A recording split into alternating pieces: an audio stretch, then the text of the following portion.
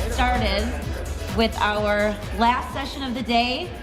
And I know they're serving really good food out there, so I don't think Kevin Annis is in here right now, but when we were talking about keto, that's me. We keep talking about Kevin and I are doing keto, and so I made sure that if you are on a keto diet, you could actually stay on it all day. There are keto choices all day. All right, so I'm just going to start introducing and people will start coming in. So this last panel of the day, as I explained to you guys, the way that we were doing this whole day was about opportunity zones in general, but also how we could bring it home to what's going on here. And I know we've talked about that a lot throughout the day, but I wanted to end the day, especially because we go from here and we can go drink vodka sodas at the cocktail reception. So I wanted to tee this up, and then we're all going to head over after if you sign up for the cocktail reception. And I do have the name of the room it's in, and I'll announce that at the end because I don't remember, but it's over at Silver Legacy. So I'm going to introduce your moderator, and then she'll introduce all your panelists. So your moderator today is Randi Reed. She is the executive director of NAIOP. And she is also the owner of House of Reed Custom Furniture. And she has been amazing at helping set up this summit and helping me with getting sponsors and all of that good stuff. So Randi, I'm going to turn it over to you. Thank you. Hi, everyone. Obviously, I see the room is cleared out quite a bit, but we're going to do something a little different with this panel. We are going to be a little livelier. We're going to talk about projects that are obviously happening in our backyard, so obviously a little more familiar, and it's not going to be a complete overload of information, I should say. I would like to start out just 1 minute to explain what NAIOP is for those of you who are not aware in the room. NAIOP is the Commercial Real Estate Development Association. We are the largest commercial real estate trade organization in the country with over 20,000 members nationwide. So I'm the executive director here. We have 150 members. Mr. Bowlby himself is one of our major sponsors, so if you are involved in that industry, our organization is where you should be. So I have the pleasure of moderating this fantastic panel of what is going on in Northern Nevada and how it relates to opportunity zones. So I am actually going to let the panelists introduce themselves. I'll start with Dr. Mridul Gautam from UNR. And then we'll just kind of go through the line, and then we'll start some questioning, and we'll leave the last 10 minutes for Q&A. Thank you. My name is Mridul Gautam. I'm the Vice President for Research and Innovation at the University of Nevada, Reno, and the President of Nevada Research and Innovation Corporation, a new 501c3 that was created to help the emerging companies and the innovation ecosystem established which are getting established in this region. So it's an opportunity to speak to you, and thank you for the invitation. And this is very exciting. Thank you. Mike Kazmierski, President and CEO of EDAWN, Economic Development Authority of Western Nevada. And a lot of people blame EDAWN for the problems we're having with growth. So I guess we'll take the blame for that. And then Brian McCardle obviously was a key part of the event here today, and he is our VP for Entrepreneurial Development. The entrepreneurial ecosystem is an important part of what we're putting energy and emphasis on. Corrado, DeGasperis. I introduced myself as the CEO of Comstock Mining. I would just compliment what these two gentlemen said. We're in the mining industry, unlike some other industries, we don't have as much innovation. We have quite a bit of entrepreneurialism, but we don't have a lot of new type of economic development. So we're looking at projects that innovate processing technology, innovate clean technology, and build a much bigger metal chain in the opportunity zone, especially precious metal. And we'll get a little bit more into that in a few. Mr. Weiss. Hi, I'm Lee Weiss. I'm the Executive Vice President at Blockchains. As you may have heard, we own a little bit of land out in what most of you now know is called Innovation Park. You also may be able to tell from my accent that I'm a New Yorker. So thank you all for having me out here, and I'm looking forward to a lively discussion. Good afternoon. Mr. Lively. Chip Bowlby. I'm the President and CEO of Reno Land, real estate development firm. I've been in Reno for 20 years, seen it great, seen it bad, seen it really great again. So we're involved in several developments. A lot of them are in the Opportunity Zone, from Park Lane Mall to the Summit apartment development, Meridian 120 out by Cabela's on both sides of Highway 80. And we own property in Fernley in the Opportunity Zone, and we own four developments out at, what is it, Innovation Park? Innovation Park. So I'm happy to be here. And we're working on a lot more. Will we get to hear about that today? No. What's the point of having what's going on in Northern Nevada if you're not going to tell us? Well, I think, Mike, you kind of teed us up as the troublemaker. So we're just going to start with you, Mr. Troublemaker. How do you see opportunity zones affecting this area? And then in comparison to other markets, how do you see our market comparing to others in the country? Well, first of all, obviously the conference is about opportunity zones, and we focus on the growth in the region. We're not just talking about, slow organic growth. We're talking about pretty explosive growth. And if you look back over the last 7 years, this community has evolved pretty dramatically, with an average of 25 to 30 new companies coming to this region every year over the last 7 years. Well, you may not realize that, but many of those companies haven't fully ramped up yet. So we're looking at continued growth going forward. In fact, there'll be an article in the RGJ that talks a little bit about that on Sunday, of what we see going forward. And from an opportunity zone perspective, I can't imagine a place that has more opportunity. When you look at what's happening at the industrial center, obviously, we've got the Innovation Park, which is a big part of it, but of course Tesla. And officially or unofficially, the Model Y is likely to be produced here. I mean, that's a pretty big impact. You look at what's happening with Switch and a likely announcement with Google. So what's happening out there is a big deal, but if you separate yourself from that, we're still working with about 150 companies looking in our region now. And more of them are technology. In fact, we will announce a company next month that brings in 200 jobs, average wage, $135,000 a year. I mean, think about that. That would be unheard of in this community, and that is more of what we're seeing. So the evolution of this community is fairly significant. We're changing in a way that allows us to be attractive to companies like that. And when you talk about the opportunity zone piece and the reinvention of our downtown, companies like that are going to look for the opportunity to be in a live, work, play environment, and our downtowns collectively are a great opportunity for that. Thank you. Myrtle. Let's talk about the nexus between the university and potential opportunity zone investors. So, look, I'm not smart enough to know enough about opportunity zone. I'm just a mechanical engineer working at the university. You folks know all about opportunity zones, how to make it work, what to do.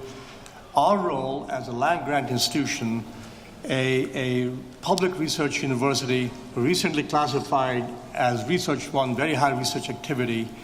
Our role here is to come together with the government, with the industry, and help create high-tech jobs, help create wealth in this region, take what we have, and pursue that land grant mission of making people's lives better.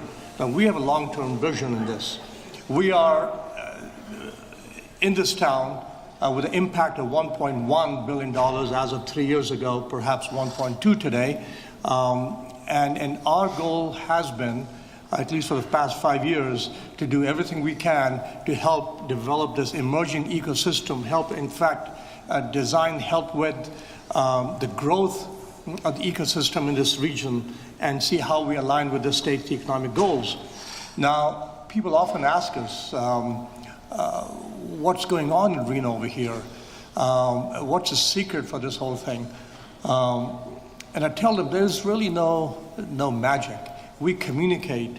I can pick up the phone and call Chip Bowlby, and before I know, I'm in his office talking about a potential opportunity. I can pick up the phone, call Mike Kazmierski and his folks, Brian McCardle, who you saw today, and Doug, on a Sunday evening and on Monday morning when we have a visitor coming from Bay Area who's just coming here to visit this place.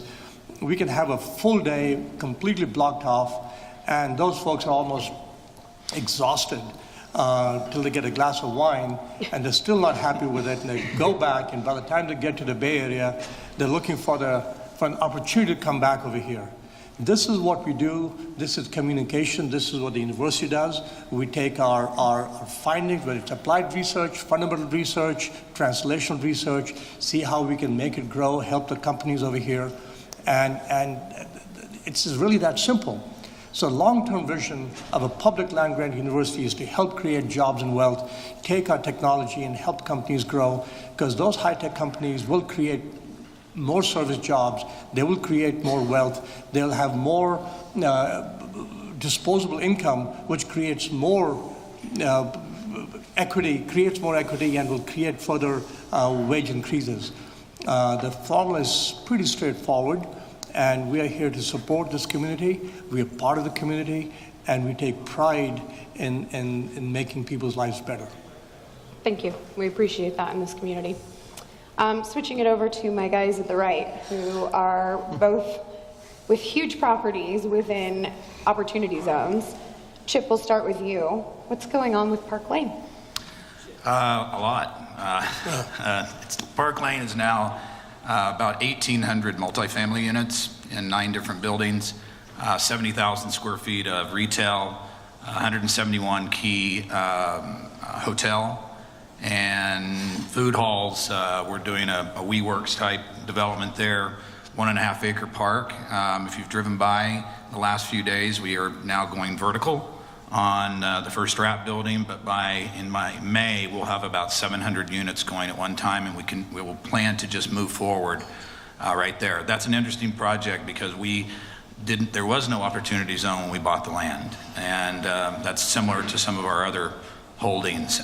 So it was pretty complicated. I think I would have saved about $250,000 in legal fees if I would have come to this first, because every question is answered. But it's a very complicated structure. We do tax bond deals as well, 4% tax credit, like at the Summit project. That's a complicated deal. This is another level. So we're having to make sure that we have it qualified. We have to, we have it parceled out because we didn't want to have to sell all the buildings at one time. So each building stands on its own. And we had to do a ground loan, a land loan. Now that it's finished, we had all equity in the property. And so now we're doing a ground lease to another venture so that we can still be qualified for the opportunity zone. But it's a $500 million project when it's built out, and we're very excited. We're doing a presentation, an update to the City Council on the 27th of this month. So we're really excited. We'll be opening up for leasing next summer in the park, the cinema that's out there. They're doing a $5 million renovation, both inside and out, and that'll be done sometime before the end of the year. So you stated that when you acquired the property, obviously we didn't know that it was in an opportunity zone. So how does that affect your development timeline now that you're learning, obviously it's in the zone, we're moving forward with it as an opportunity zone project? What does that do with your timeline? Well, it does two things. One thing it did is we usually put on about a 65% construction loan. Then we may use 15, 20% mezz debt, and then the rest of it's our equity. Once this was placed in the opportunity zone, there is no mezz debt. It's all equity. So that was the beauty of it. What else it does is that we want to build it as fast as possible because we need the Reno needs housing. So we don't plan on stopping. We were going to phase it and then roll the money into the next deal and the next deal. We're not doing that now. We're going for the whole thing. So you'll see a timeline that's probably gotten collapsed by 5 years. Collapse meaning accelerated? It's been, where it was going to be a 10-year project, it'll be a 5-year project. Excellent. Lee, your tiny project is located in an opportunity zone. Same question, I guess, why did you choose Northern Nevada or Nevada in general? And then why specific the opportunity zone? Okay, on the Northern Nevada part, I think there's really a twofold answer. One was certainly an economic answer. an economic issue. We saw SB 398 sponsored by Senator Keffer, and we realized that Nevada was going to be a very, very friendly locale for blockchain and blockchain innovation and blockchain development, which is at the heart of everything we do. Additionally, we saw the types of companies that were being brought into Nevada a lot due to the fine work of Mike and his people at EDAWN. So that, that was very attractive from an economic standpoint, just to see the types of companies were here, the amount of workers that were coming in, the skill of the workers that were coming in. And then, separate from economics, we learned a lot about the ethos of this town very, very quickly. I hear people say community and things like that a lot. I live in New York. New York really isn't a community. It's a series of communities, but there's no sort of boroughs. There's They're boroughs. Yeah, and I live on Long Island, and my town isn't really particularly connected to the next town. And I used to live in Manhattan, and I lived on the Upper West Side, and we would go to other neighborhoods for dinner, but there's no collective sort of ethos. And what I think is so great about Reno and the surrounding area is the collaboration that the doctor talked about before. Anytime we were newcomers, and we're still sort of newcomers, and anytime we need to be put in touch with someone, or we have a need where we don't know who the person is, we talk to people. We talk to people like Chip and other people at his company, or we can pick up the phone and talk to Mike, and we get put in touch with an engineer. We get put in touch with someone who knows about water, which, coming from the East Coast, you don't worry about water at all. You turn on the faucet, it's coming from underground, it's always there. So that's what really attracted us to Northern Nevada. As far as Innovation Park, similar to what Chip was saying, that was not an opportunity zone when we purchased the land. But the types of companies that were out there and the type of land that was available, and just, for lack of a better word, the opportunity that presented itself is what made it so attractive. And then, of course, the opportunity zone was, sort of the icing on the cake. The only issue with the opportunity zone is it does add a lot of layers of complexity. Before joining blockchains at its inception, I was a litigator for over 25 years, and I thought, this is going to be great. I'm not going to really have to practice that much law anymore. And then all I do now is talk to tax lawyers about what we want to do with this, what we want to do with that. So that definitely brings its own level of law back into it, unfortunately. I remember when I first took over as the executive director, going back to DC and talking to the CEO, and he said, what's happening in Northern Nevada? And I said, we have this little thing called Tesla in our backyard. And then we were just there in February, same question, what's going on? Just this little thing called blockchain. So it's been nice to see the progress. So we're excited that you are in our backyard. We're gonna change it up a little bit. Corrado, we're gonna talk to you about the approach for mineral acquisition in an opportunity zone, obviously being the fact that you're in a mining position. The company is a mining company. So how do you approach that? So let me answer the question by first saying, we came in 2010, and we ended up consolidating about 10,000 acres, and I was fond about saying that, except for Roger Norman, we were the second largest landowner in Story County until blockchains came in and took it over, and we think it's great. We think it's very great. The other thing is, when I met with the Lieutenant Governor and when I met with the Story County Commissioners, the attitude was, are you an American or an Americant? And these guys in Story County, they're like SEAL teams, like it's remarkable how much, I want to say capability that they have.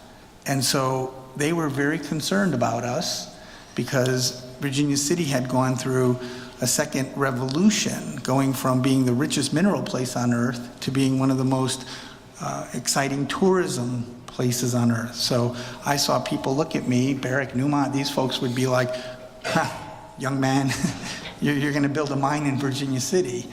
And I said, yeah, we are. And we've gotten 3 first place environmental awards in the last 4 years. Now, to answer your question, my favorite word is systems.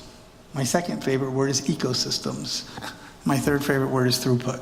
Okay, so we're looking at a finite resource, which is gold and silver. And we say, you can't just mine it and go. You leave back a toxic mess, you leave back a reclamation liability. So what we've signed 4 agreements now with Clean Technologies. One has literally the Nobel Prize winner in chemistry from last year, creating a new lixiviant for processing. One has a micro screening that takes all the old mercury out of the soil from the old timers. One has a blockchain solution to, back, a gold with silver and address the monetary issues. And so we started thinking about, are we a mine or are we a precious metal system? And then I started looking at economic statistics because, I had to learn that gold was money somewhere in this equation. And I saw that Nevada, if it was a country, it'd be the 4th largest producer of gold in the world. As a state, we're the 8th largest exporter in the union. And you're like, what do we export? Certainly not the sins. We don't export gambling. We don't export. What do we export? We export gold. Gold is 7.2 of the $8 billion a year. So let me say it differently. Every month we export 12 to 15 tons of gold, not outside the state, outside the country. Every month China imports, guess how much? Anybody? Right? 12 to 15 tons a month. So we're literally transferring the wealth of our nation, not just our state, but our nation, to China every month, every ounce, frankly. So the idea is to create an ecosystem where we're starting to turn that material flow back home. We keep the gold here. How? We process it fully. So instead of having leach pads littering the north with 20% of the gold and 50% of the silver stuck in them, because that's what cyanide does, we're coming up with new solutions that extract all of the metal. But not only does it extract the metal, it leaves the materials organic. So we could use the aggregate, we could use the silica, we can use the other ore bodies for construction, development, and for reclamation. And then lastly, create physical storage and downstream refining. So I don't know if everybody realizes Nevada doesn't have any refining of gold and silver. So we're the #1 largest producer of gold in the world. We send it somewhere else to be refined. So we're going to create a new ecosystem from soup to nuts that allows us to keep that wealth here. And for me, the opportunity zone is the enabler. It's not singularly the solution, but we have to be economic ambassadors, all of us. The last 5 companies I talked to were going somewhere else. The last one I talked to, which was 2 days ago, makes a compostable bottle. So no more petroleum-based plastic polluting the ocean. This thing will compost in your backyard. He says, we're going to California. I'm like, what? I said, did you see the latest studies of the 10 states where people are exiting? California is very high up on that list. Did you see the latest study of the 10 states where people are entering? Nevada's number 3. So no, you're not going to California, you're coming to Nevada. And they agreed. I didn't say it that way, but somewhat like that. So but my point is, and I'll conclude here, is that we all have to be systems enablers. We all have to be economic developers, but mostly we have to be ambassadors of Northern Nevada to explain to people why, to Stephen's point, you could see why they would come to incubate, but why would they stay? I'm like, why wouldn't they stay? Well, it's actually a perfect dovetail into my next question, which is what is actually happening in our region, aside from opportunity zones. This panel is what's happening in Northern Nevada. Mike, we'll kick it off with you being EDAWN and probably having your finger on the pulse more so than anyone in this room. Well, I kind of touched on some of this already. I first want to let Corrado know that my wife is very good at mineral extraction as well. Her jewelry collection is second only to China. So we are a community in transition, and for those who's been here for more than 10 years. Okay, so you see we're about 50-50 now. If I asked that question 4 years ago, it would have been 98% of the hands come up. We are a community in transition. Many more people are new to this region than are really have been here to see the booms and busts that many of the people continually tell me about. We boom and we bust. Okay, let's not get too excited about this boom because there's a bust coming. And I keep saying, no, there is no bust. I don't care if there's a national recession. When we see what's in our pipeline, and you talk about the construction projects that are in the queue, we will have issues to deal with, but it's certainly not going to be a lack of demand in our community from a jobs perspective.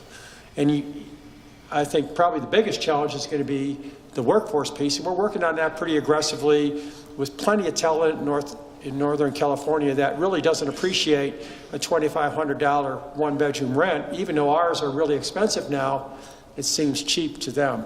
So we're working on talent attraction. What's happening in our community is an evolution in our downtown. You know, Jacobs obviously got a part of that, but there are some other pretty exciting projects looking at our downtown. That's obviously all in the innovation zone. We talked about the industrial center. We haven't talked about Fernley. We have 4 or 5 major companies likely to land in Fernley in the next 6 to 9 months. It will change that little community. It'll put a demand on the region that we haven't really anticipated. And then you start looking at what's going on inside the McCarran Loop with the technology growth and the other things.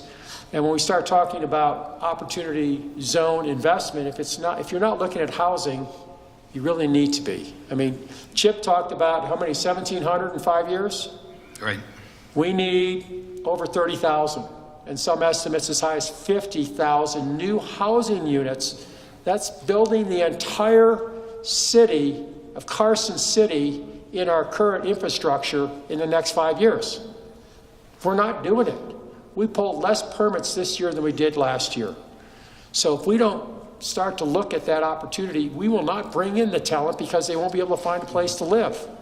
And if the talent can't come here, the companies will have a harder time coming here and will slow things down. So if people want to know what's going on in this community, let me tell you, but we can see out further than you can because we're dealing with companies in our pipeline that are getting initial requests for information. They come to visit if we can get them to come to visit. And by the way, our visit numbers in the last 6 months are at record levels, which is hard to believe. I mean, you wonder how that happens, but we've had more companies visit us in the last 6 months than any 6-month period since I've been here. And the average before that was 25% of what we're getting now. So pretty exciting times. If you read John Restrepo's fact pack, our jobs growth in January was at 6.5%, the highest single month in the history of this region. So you start looking at things and saying, okay, well, the national economy is going to slow down. I'm not sure really what's going to go on. Maybe I need to wait. Every day you wait, things are going up. The construction labor is getting committed. The prices are continuing to creep up in a way that makes it harder and harder to make things pencil. And when we talk about housing, we really want to put workforce and affordable housing out there on front. We can buy $1 million house. Plenty of those on the market, but try and find something at $350,000, which is what a $75,000 to $80,000 a year job qualifies for.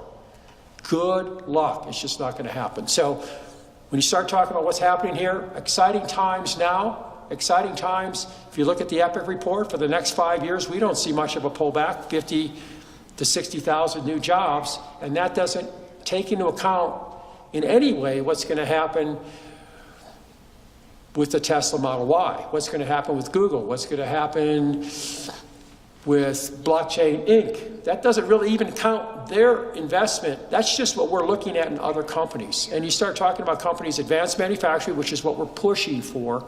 Advanced manufacturing brings in technology jobs, coders and software developers and everything else. And you start saying, well, advanced manufacturing is not that great. Well, yeah, it is. It's $75,000, $80,000 a year jobs, and you start looking at some of the companies that have come in here. New Tronics, a medical device manufacturer, 240 jobs, $85,000 a year average wage. They're doing an innovation component there, their own clean room and a place for their entrepreneurs to develop. They're coming in here and investing in our community with the high-tech kinds of advanced manufacturing jobs that will be around when the fourth industrial revolution gets all the way through. So growth definitely is happening.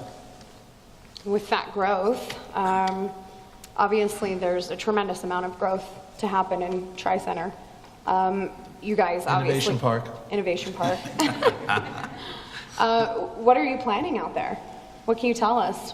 Where do you see it 3, 5, 10 years from now? I think following on what Mike said, we, as many of you have probably heard, we're building a smart city from the ground up out there. It's actually not Innovation Park for you Southern Californians, it's Innovation Park adjacent.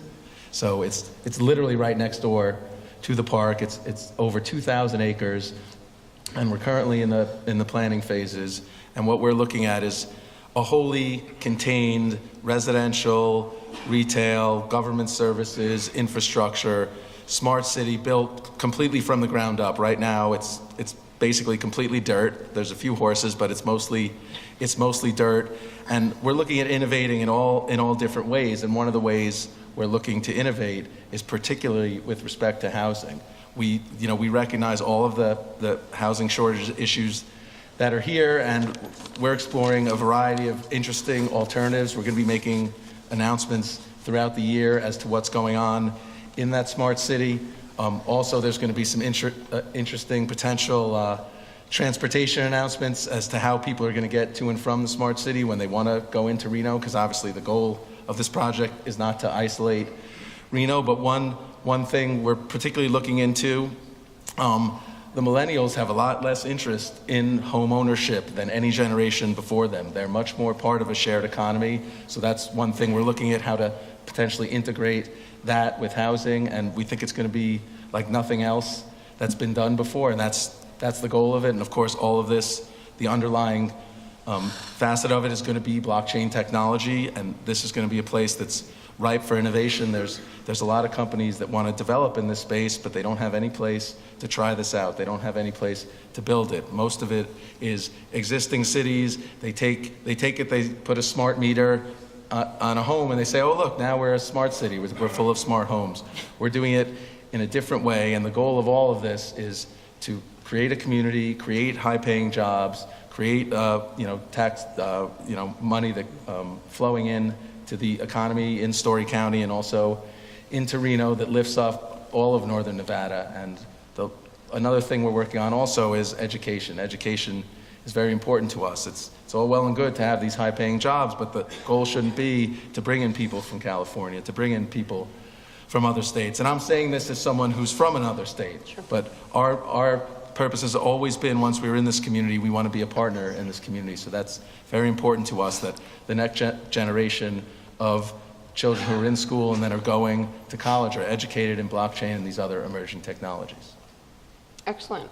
Chip, I'm going to ask you the same question, but more focusing on the region due to the fact that you have projects pretty much all over the region, not just focusing on the adjacent to the innovation park.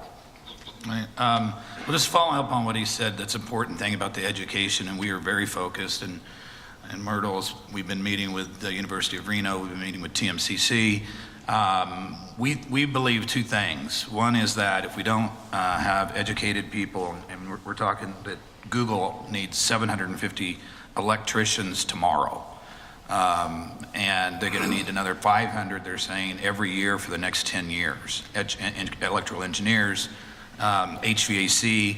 So we've been working with blockchains, Tesla, Google, Switch, on potentially creating an education park at our property, which we're tiny. We've got a 700-acre piece of property right behind Tesla and right contiguous to Google. And it was really, when we bought it, it was kind of a strategic buy that we bought the donut hole and have the donut around us. So we were, and then waiting to see what everybody else was doing. And we kind of changed our philosophy when we underwrote it as a distribution center.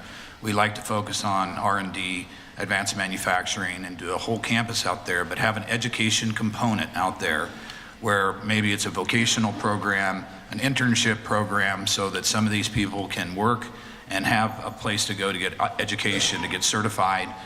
Maybe not all four-year degrees, but a whole gamut of things. And we've been doing a lot of meetings. It's great to get everybody in the same room and talk about what's going on, because it's scary. So with the companies that are here, if we don't fix the workforce problem, they'll shut down or leave or won't expand. And people in the companies that are looking here, if we don't correct the housing crisis and the workforce problem, that's going to be a problem. So I'm a developer. I don't create growth, I react to it. and we're reacting pretty much. And so we're trying to, we've got, you know, the four corners now. We've got, you know, Park Lane, Ranchera, the Summit property, Meridian, Fernley, and we're heavily invested in TRIC, which 20 years ago when Roger Norman told me what he was doing, I just said, where's the housing? And he said, oh, we don't want any housing. So I'm glad that the blockchain guys are looking at housing out there. I like infill. I'm an infill guy. It's safer. Now blockchains is an infill almost with what they've done. It's quite exciting to watch and to meet with these guys. They are innovation. So I think that we need to be producing, like Mike said, 5,000 to 10,000 homes a year. We're not even close, so we're getting further and further behind. Prices are going to continue to escalate. We have, you know, some battles that we're trying to work with the city officials.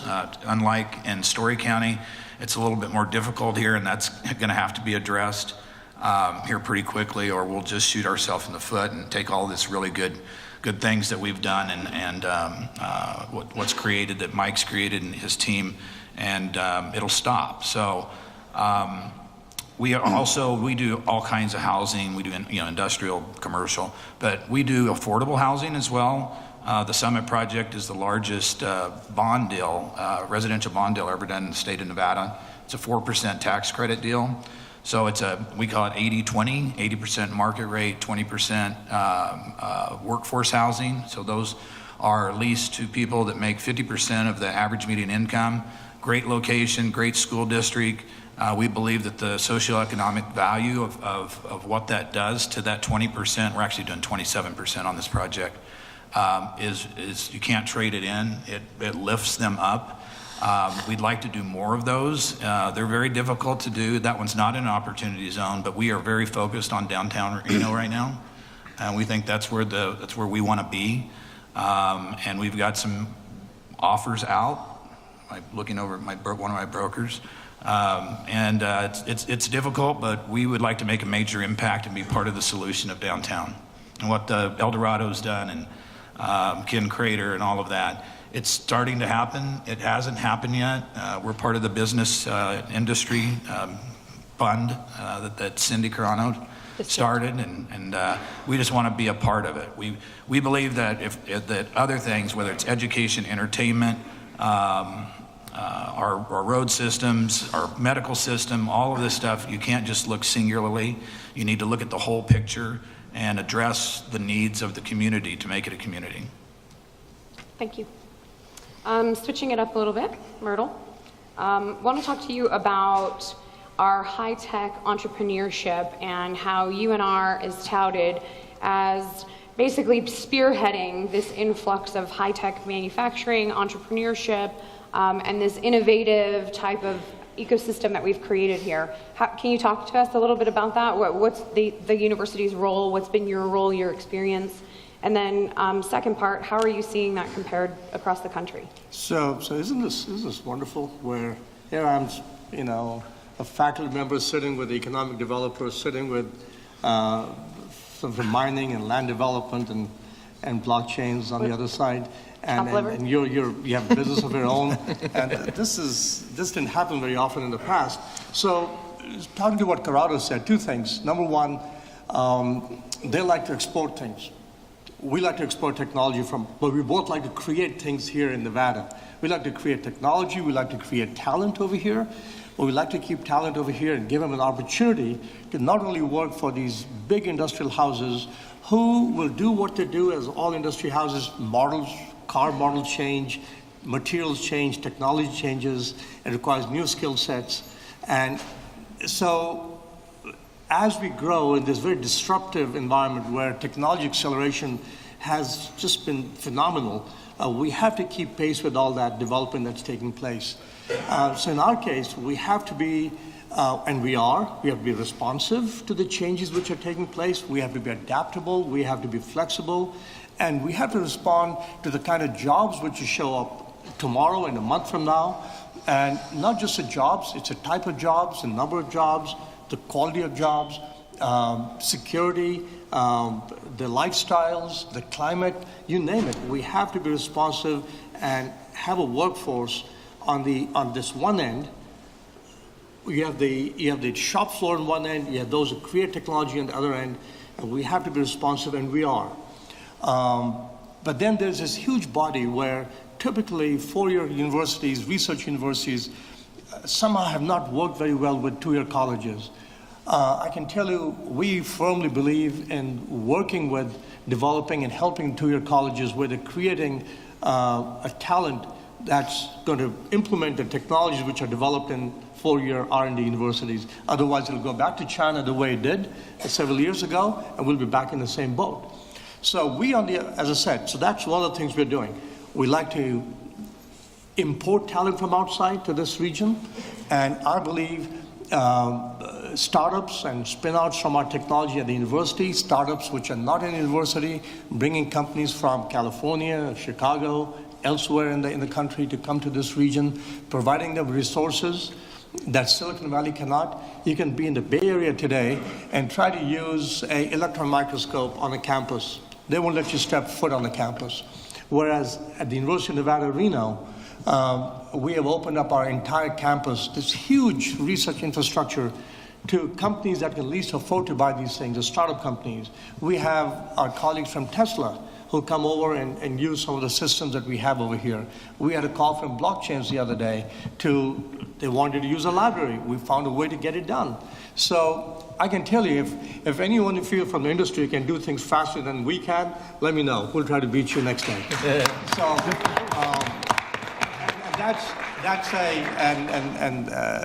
I like to say that's a challenge, but I hope I'm not sorry to have thrown that doctrine. But anyway, so our role is really to provide these resources to companies that want to succeed. We are working with the city. We got the old permitting building. We work with Switch. We actually have now an amazing facility on Sinclair Innovation Center, which has been a hub of new startups over there. And now every creative, every entrepreneur, every investor is in that region over there. We just got approved to get the Southside School across the street, that beautiful 1930s brick building. That just expands our footprint to help more new companies. The thing that we haven't talked about, we're going to start a whole K through 12 workforce development, get down to the basement level, create this love for automation and robotics and high tech in 8th graders and 9th graders, not just talk about it. We'll work with one of few companies, you'll find out soon, and have parents and children be in the Midtown area on weekends and on weeknights, working with these companies which are there, breadware, and Internet of Things, for example, and robotics, in automation. So it's not only startups and spin-outs, it's also helping create the K through 12 basement level workforce development, work with two-year colleges, so we can have pathways to higher degrees. The Governor's Office of Economic Development has been a huge supporter through their Knowledge Fund. The Nevada Center for Applied Research was created, and between the Innovation Center and the Nevada Center for Applied Research, and again, I say thank you to GOED for supporting that initially. We have, in a short term of 2 years, 227 jobs created, working with 100 companies, 8 venture-funded companies, 4 to 5 venture funds that have been created. We have our own early stage proof of concept fund, the only one of its kind in the state. This is what innovation is. Innovation is creation of value that is sustainable. This is what we are doing. I want to get to the point where a recession doesn't impact us, because we have enough of these small companies creating value and doing well on their own. And then you work with the larger industrial houses in this area, not homes as in what we're talking about, the companies which are here, and help them with their workforce development and new technology, and have them do the R&D on campus. This is what's happening in Reno, which did not happen a few years ago. Kelvin Dragemeyer, who's now the director of White House, he's a science advisor, the Office of Science and Technology Policy, he's noticed this. He was talking about this a year and a half ago. We've been doing it for 3 years. So it's being noticed in DC today as to what's going on in Reno and how this supercharging of the intimate relationship between a land grant R&D university and this community is coming around that's creating value that's sustainable. Corrado, did you want to say something? Well, I'm just going to add that, they were flying drones underground in our mines last Friday, mapping the whole thing technologically. I mean, it's just unbelievable what UNR is doing. It's just... You know where that came from? Should I not supposed to say that? No, it's not great. It came from a DARPA project. We're one of the 7 in the nation that got selected. MIT, University of Pennsylvania, Georgia Tech, the entire U.S. military. Thanks to funding from Government Office of Economic Development, thanks to Barrick, we could do some preliminary work, and the DARPA project landed here, one of those 7. This is a tribute to the working relationship between the mining industry and the university. That's fascinating. Congratulations. I'm going to change pace a little bit because I'm curious as to what is being done to include diversity within opportunity zones. We have different companies, et cetera. Is there an avenue to seek out different types of businesses that are diverse? Is there a specific type of business that's more attractive within your own developments? I'm just looking from a diversity perspective. I'm looking at the room, and the male to female ratio in this room is pretty evident. So moving forward, how do we engage more females? How do we engage more minorities into these programs? I don't know if I have an answer for that. I mean, we pretty much have equal at our. I'm just trying to think of our office makeup, but we're about 50-50 male and female. The diverse on the opportunity zone. I mean, we do commercial, industrial, office. We just went into escrow on a new existing office building that we're going to be fixing up and putting into it's an opportunity zone. So we look for income property. We used to be the home builder, large home builder, and that was fun when the recession hit. We're very focused on income property, retail, doing great plans, bringing great partners in to do this stuff. So I don't know if that answers your question. Not really. But not really, I know. But sounded good though. Yeah. Sounded really good. So, I don't know, you want to try it? Not particularly, but Corrado, thank you. Let me segue. thank you, Corrado. The segue this way is that we make a comment, when Chip and Mike were talking, you get a real strong impression that we have real competency here. Like we have high levels of professionalism here. And he acknowledged that we're reacting, and so what we're doing is we're proacting out. So we're bringing in recycling green businesses, be it for minerals or not for minerals, like totally green bottles and caps, TPE, we're recycling rubber, et cetera. So we're bringing in diversity of business, and we're convincing them that this is the place to be. If we don't have diversity of competency, we're not going to make it. There's no way we're going to make it. And the algorithm is actually, think about this for a second. You have such an incredible foundation, but then you're injecting courage. You're injecting courage. With this guy over here, you got Elon Musk, you've got Rob Roy, you've got Jeff Byrne. I mean, these guys are courageous. And guess what? They unsettle the guys that are stable. But we don't want to be unsettled. What we want to do is create that spark. And I think the way that we create diversity, and I agree that we want to get more throughput through our home universities, but we also want to attract more diversity in. So if people are going to come in from outside no matter what, let's attract the right businesses, the right people. And the more, I was going to say sexy, but that would be a bad thing to say. The more, that's the wrong one too. The more complex or exciting it is, the more different kind of people that will come to the equation. It's not the same old anymore. Okay, we're going to have Lee answer it, and then you, and then we're going to go to Q&A.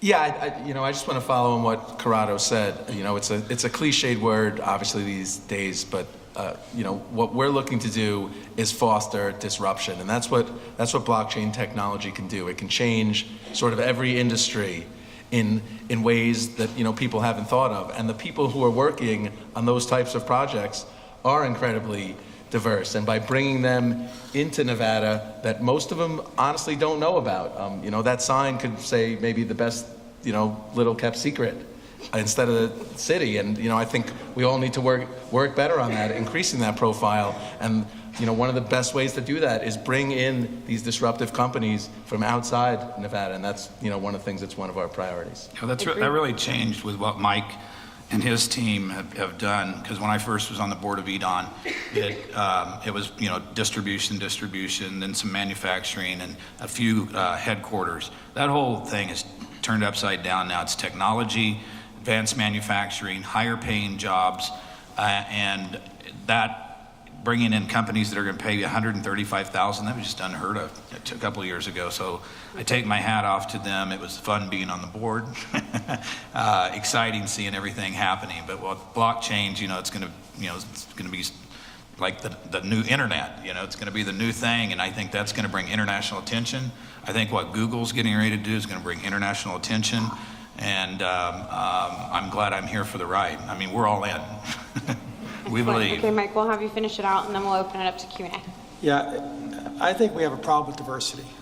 Now, in EDAWN, we look at diversity of the economy, big companies, small companies, startups and established companies, all the different industries, and that allows us to sustain ourselves through economic downturns.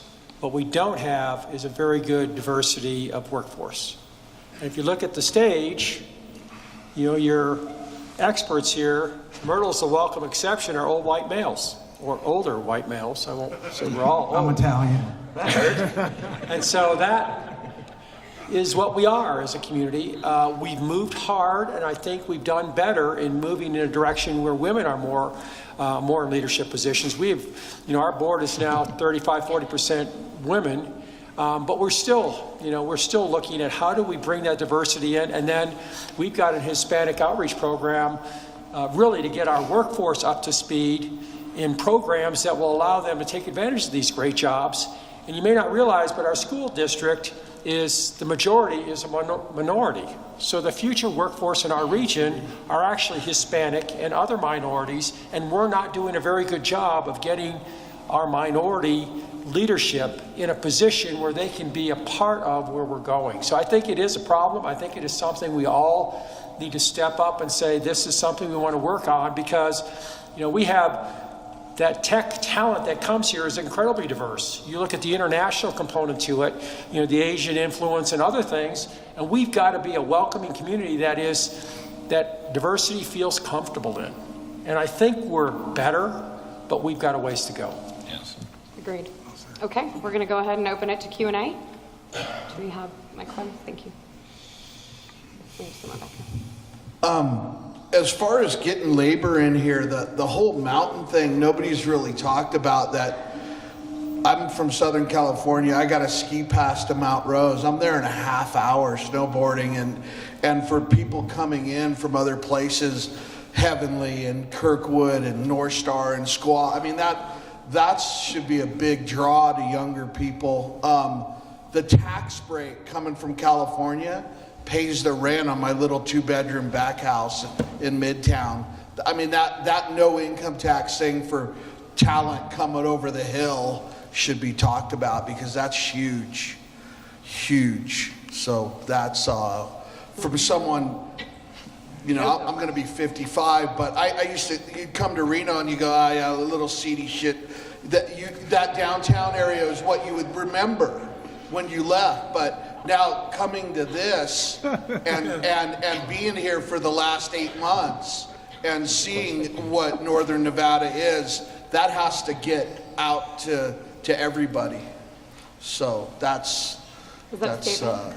Was that a question? Was there a question in there? Nope. No, I just wanted, the other thing was, this has been amazing. I've been doing land development my whole life in Southern California, and there's never been anything like in LA or San Diego or Orange County this good. You guys have done a great job. We appreciate the comments. Thank you. Any questions? Or other statements? Yes, sir. She's right behind you.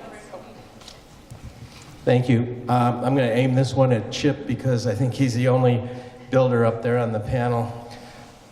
I'm curious as to why, or maybe you know, haven't people looked at, I grew up in the Chicagoland area, going vertical, like John Hancock Building or Marina City Twin Towers, you know, where you can have massive apartments going vertical for workforce because the land values here are just skyrocketing.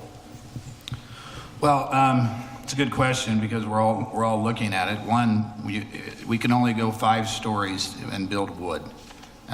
When you start going over 50 feet or something like that, the cost goes up tremendously. Our prices right now on construction costs we're neck and neck with the Bay Area right now, and that's just unheard of. So finding the labor, the land is getting more expensive. I think that we are going to have to go more vertical. I think some people have been looking at it, or buying existing buildings and converting them into more apartments and things like that. But right now, for us, it's just too cost prohibitive. Doesn't pencil. Yes, sir. She's coming, my friend. Thank you. Are you a sprinter? It's good. She is. 35 years ago, myself and Chevron and Phillips led the geothermal revolution in Nevada in front of the Public Utility Commission. There's now 700 megawatts, enough power for 700,000 people online. There's probably 4.5 million people worth of geothermal power undeveloped in this state. I suggest to you that you put it on the agenda. A lot of that power is bleeding off to California. A lot of it is going down the east corridor on the one line. I think that this state should focus on sustainable energy. It's energy that's the blood of the economy. And our little company is focused on sustainable cloud computing, and we'll only get there with geothermally powered, 24/7 base load geothermal power. So we just suggested to everyone here thinking about the kind of investment and the kind of jobs and the sustainability and the clean air that comes with geothermal. I just might add that's the reason that Bill Gates says that's the only solution we've got, geothermal power worldwide. So I thank you all for all the great work you're doing, and just remember geothermal. Thank you. Do we have any questions? Right in front. Yes, sir. I'm not sure this is a great question to finish with, but as a business sort of tool for myself, I'm a business developer. I came up with, I heard this concept of what's called a pre-mortem. You know, a post-mortem is after somebody dies or something dies, you look at it. But the notion of a pre-mortem as a great tool to make sure you don't miss something, you know, before you're going into the next 10 years, say. So I'm wondering if you guys could just share, you know, things you may worry about that in 10 years we might have gotten wrong, that you could, because you realize it today, now we can get right. So I think that's a good segue from the energy point, and that's one of the things we're very focused on, is what is energy going to look like in the long term, and how's it going to be different? And that's one of the nice things about being able to build from scratch, is you can explore a lot of these newer alternative energy solutions. And as some of you may know, we signed an MOU with NV Energy in October of last year to talk about blockchain implementation of new energy projects. So I think, just to sort of come up with what I hope is at least a somewhat interesting answer to your question, one thing we're very focused on is what is energy going to look like, not 2 years from now, not 5 years from now, not even 10 years from now. I think one of the things the Opportunity Zone has made everybody focus on the development world is that we're long-term holders anyway, but you build your projects. If somebody just likes to lease, build it, lease it up, get it to a cap rate and flip it, it's a little bit different than when you know you're going to hold it for 10 years minimum of the systems that you use for long-term maintenance cost And so I think it's going to raise the bar of development for people that are building in the opportunity zones to do it right, energy-wise, and just construction-wise. It's I think that's going to help. Can I just, one more comment to that? No. Thank you. Dr. Deming talked about the PDCA, which is plan, do, check, act, right? So your plan is your pre, your check is your post. So extensive planning has to go into what we're doing because we are long. And so one of the things that we were worried about is if each individual developer, and this is no slight, to the individual developers, is managing a project on a micro scale, and it's got a pencil. So what does that usually end up with? The lady in the first panel said it so well. A non-sustainable, higher dense, cheaper material crap. So we have to step back, and we're forced to step back now because we're literally, if we don't realize it, we're losing businesses every single week because we don't have sufficient infrastructure. So the courageous people come and tackle the problem, the rest of them don't bother. So we have to plan these communities. So someone referred to my earlier presentation as the big one. I think I'm the biggest little one, But we have to think about, and we have no choice but to innovate how we're going to deliver that housing. We can't wait. We can't wait for the 30,000. We can't wait for the 17,000. We can't wait. So we're going to create our own ecosystem because I can't convince a bottling company, I can't convince a recycling company, I can't convince a metal extraction company to come here unless I can commit to them that we're going to have places to live. So we all have to do it. If what's unbelievable about today and what Kaya put together is we're all talking about it together. So the follow-ups from today, I hope, are remarkable. I do too. Thank you. Yeah, thank you.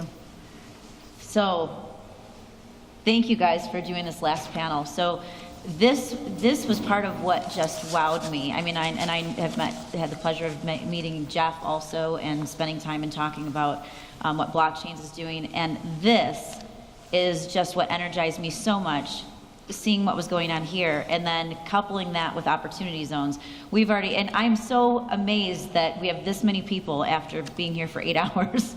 This is awesome that so many people are still around because this was a long day and it's a really heavy topic. So thank you all for sticking with us. So now we're all going over to the VIP cocktail reception. If you bought your ticket, you would have gotten an email with the location. It's over at Silver Legacy in the Grand Exposition Hall, but more importantly, if you go out that door, there's a hall. There's a red carpet that leads you there, and we have signs. So even if you don't remember the name of it, just follow the red hallway there. So thank you all so much, and I will see you over there for a glass of wine. Thank you. Great job, Diane.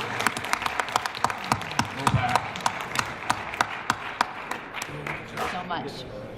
Thank you so much. Thank you. Thank you. Hey, photo, yeah.